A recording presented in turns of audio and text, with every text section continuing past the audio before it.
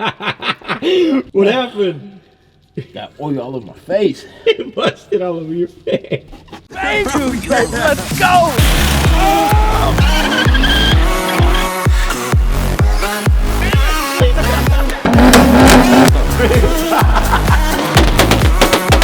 That's a big ass turbo.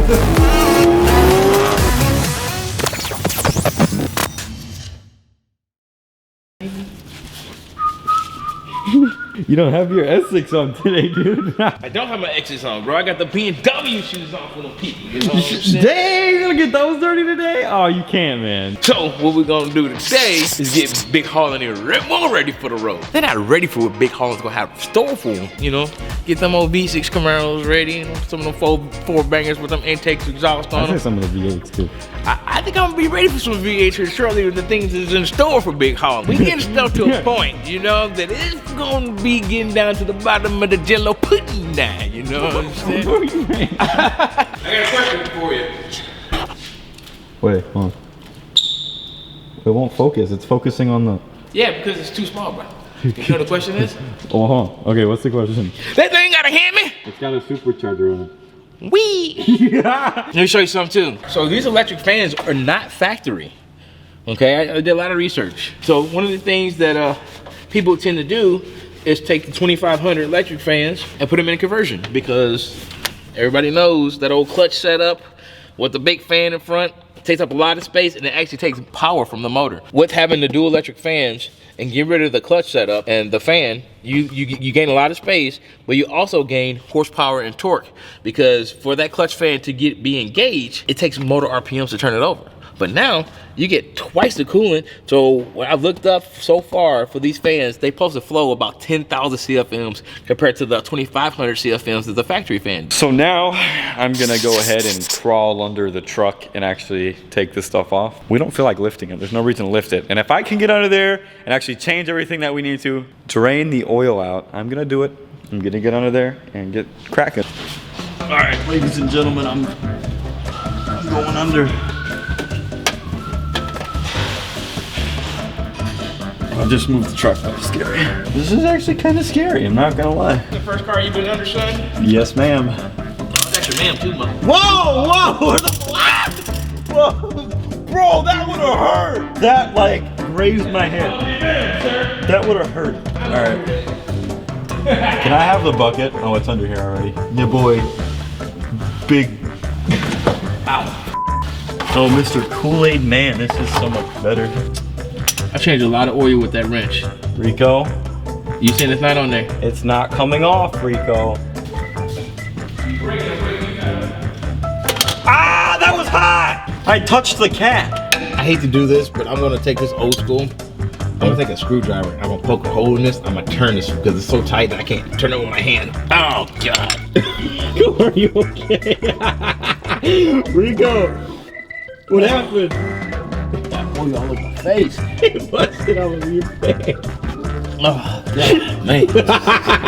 So bad, bro. That's why, guys, you wear safety glasses. You think that's just that funny? Golly, bro. My face is so red. Hey, it's easy for him to say that, you know, being a camera guy. We almost didn't have enough. Look how close that is. I know, that's what I said. That thing's, woo, that's crazy. How am I looking? Am I looking all right? Oh, I'm looking good. Do we have a phone? A phone? Funnel. A phone right here. Man, nobody asked for your busted ass phone. Yeah, I told you we have a funnel, dude. You're walking past it. I dropped it. What the hell are you doing? Trying to get work done.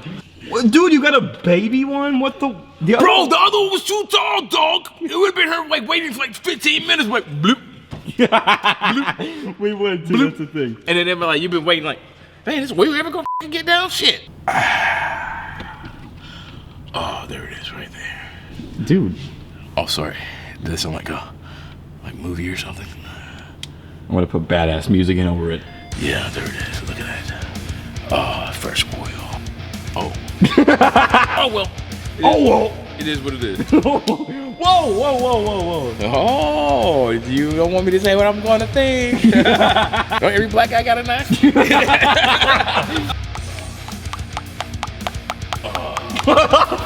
Yes. It's filling up. Oh. I'm in the middle of pouring. What's wrong with my pouring? Do a crazy face. Pour. It's finished. Ah, so relieving. If that did something to you, or it made you think some type of way, who mind really in the gutter? So, folks, what we're gonna do right now is I'm going to put some tension, boop, right there, pushing down on this, release the belt tension. You want to hook it around the bottom. Okay, comes around the outside. All right. So this top pulley then goes under the idler pulley here. There. No, that's the idler pulley. This is the idler pulley. This is the tensioner pulley, okay? So it goes under the idler pulley, above the alternator, down around the power steering pump, up above the water pump tensioner, back underneath, around the crank, comes back up to this tensioner pulley. All right, let's see what it's looking like. First things first, wipe it off. Ooh, all that pretty new oil on there. Did you see that? Let's do that again. Let's go. Pull out the sword. Beautiful. All right, everyone. This is the moment of truth. Moment of truth.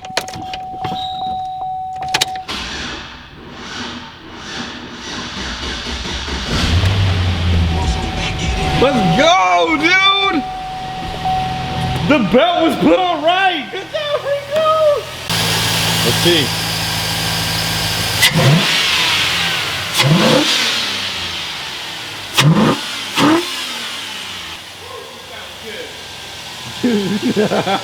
Did it! Yes, we did it. So, you know what? That's part of the tune-up action. So next thing's next for Big Haulin. We're trying to do some spark plugs in her. Got some spark plug wires on the way. Like I said, we're gonna get the exhaust on it, and then after that, I'm just gonna tell you guys, she's gonna get tuned.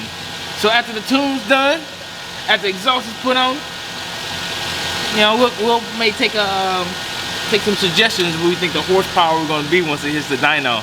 Maybe we gotta give a gift away to the person that's the closest.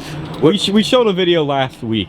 Correct. Of the car just doing two-step. Yeah. But people are probably like, oh, it has a two-step tune on it or something. No, it does not. It does not have a two-step tune. So guys. Not yet, at least. Well, not yet. Well, the thing is, the colder the air is, the denser the charge is. So meaning as, for turbo cars, you actually pick up horsepower the colder the air charge is, because the turbo is working more efficiently. So let's show you how fuel and atomization and when everything goes right on a turbo car with a straight pipe makes some power.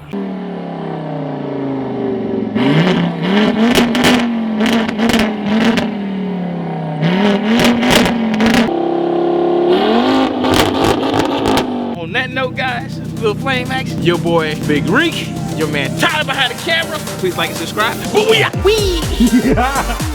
Wee! That's how a supercharger sounds, right? Wee! Hey, whoa! Okay. And what's this like?